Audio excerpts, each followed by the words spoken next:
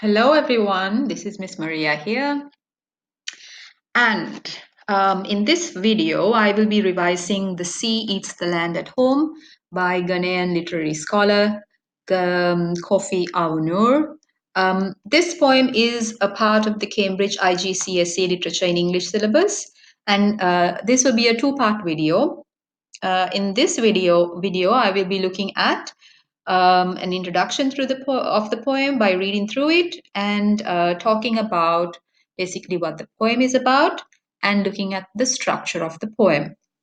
In the second video, we will be looking basically at the poem stanza by stanza, looking at the literary devices used and the indication and the effect created through the use of these literary devices and words and um, elements used by the poet like that. And finally, we'll be ending that second video by looking at the use of language in the poem and how it contributes to the mood and the tone.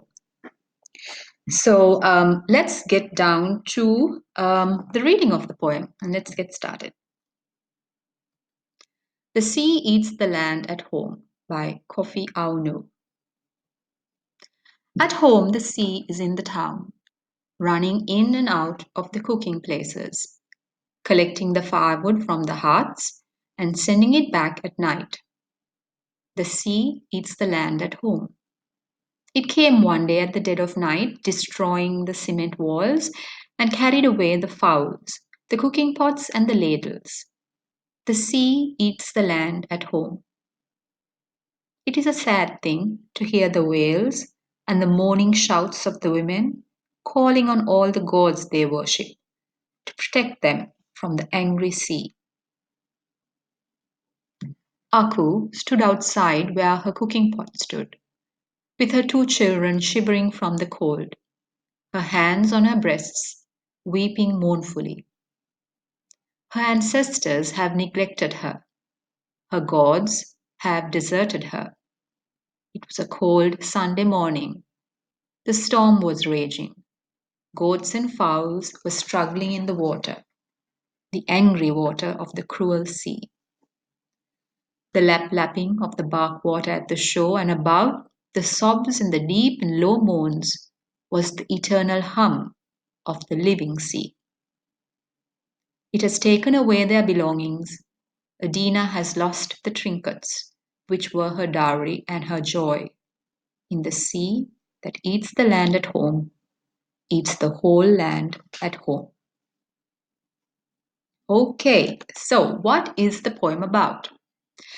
Well, in this poem, the speaker describes a common occurrence that takes place in his coastal hometown, how the sea invades the land.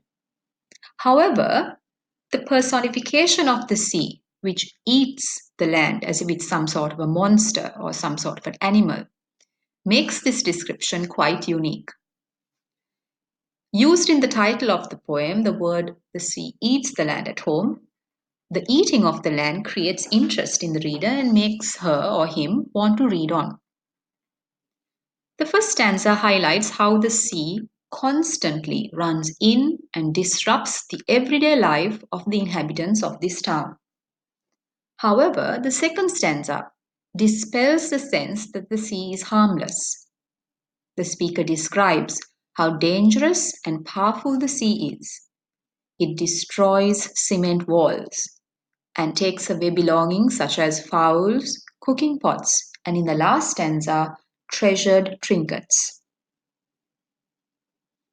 The impact the sea's invasion has on the inhabitants of the town is focused on in the last two stanzas. The speaker chooses to focus on how the destruction affects the women in the town, the women who wail and mourn. In the last stanza, the reader's attention is drawn to the suffering of two women, Aku and Adina. Aku's mournful weeping at the destruction caused by the sea moves the reader. By being placed face to face with Aku's individual experience of helplessness and then later Adina's story of loss at the conclusion, the poem moves from a mere description of a natural disaster, the invasion of the land by the sea to instead a tragic narrative of human suffering. So let's look at the structure of the poem. The poem basically has 4 stanzas, but well, they don't all look different. I'm sure you would have noticed that the first 2 stanzas have 5 lines, each of roughly equal line length. The third stanza kind of breaks this pattern because it has only 4 lines. However, it's the fourth stanza which is a complete deviation from the somewhat regular pattern of the previous stanzas. And students, this is what we need to look for, deviations in the poem. This stanza has 18 lines and the lines are of varying length. This irregular stanza structure and the absence of, you would have noticed it, a rhyme scheme. It's very difficult to pick up a regular rhyme scheme in the poem. This, we could say, mirrors the sense of both the sea's unpredictability and the disruption the sea creates in the life of the villagers. That sense of, okay, I don't know what's going to happen next, comes out in the way the stanzas are presented to us, because we did not expect after a 5-line stanza and another 5-line stanza and another 4-line stanza for an 18-line stanza to come. So it's quite unexpected, quite like the unpredictability of the sea, which invades the land at night and takes away, things that, you would never have thought. So that unpredictability is reflected in the stanza structure. Further, while the shorter lines in the poem provide an objective report of the destruction caused by the sea, I'm looking at the first 3 lines. They're quite, basically matter of fact. This is what happens, the walls are destroyed, the fowls are taken away. Compared to that, right, the longer lines in the last stanza, they make the reader slow down as they read. And this conveys the sense of weariness. What I mean by weariness is how tired the people are. Okay, you've come and taken everything I own. I can't handle this anymore. That sort of weariness is conveyed. It's felt uh, through the length of the lines. It makes you slow down as you read. So it conveys the weariness felt by those impacted by this natural disaster. So enjambment is also used in the poem. What we mean by enjambment is the run-on lines, the lack of maybe a sentence structure, or the lack of punctuation makes the reader run from the end of one line to the next line, because you need to go on to the next line to make sense of the previous line. So this enjambment used in the poem, particularly in the first stanza, suggests how relentless the sea is. The sea just does not give up, just keeps coming and coming, the most unexpected times. It comes back wave after wave to cause havoc. The use of commas in subsequent stanzas is also interesting, as it makes the reader pause to kind of think about or reflect on the effect the sea's action has on the people. So this is something we need to pay attention to as well. Just look at how, where you're made to stop as you read, and that kind of shows you, okay, why is a poet doing this? Maybe he's trying to make me think about what these people are going through. Okay, so finally, let's look at the punctuation. There's the absence of full stops in the last line of stanza 2.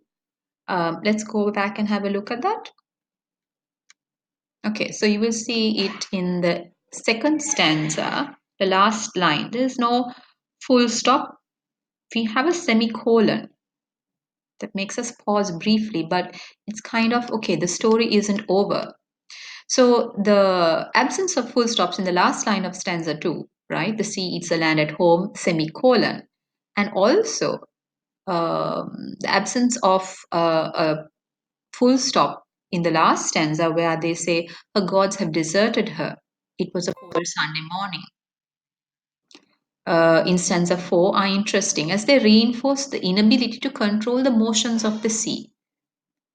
Basically, there's no full stop when there should be one. So it shows us that, there is an inability to control the sea, and that inability to control the sea is also reflected in the way the ideas are presented to us. It shows us how helpless the people are.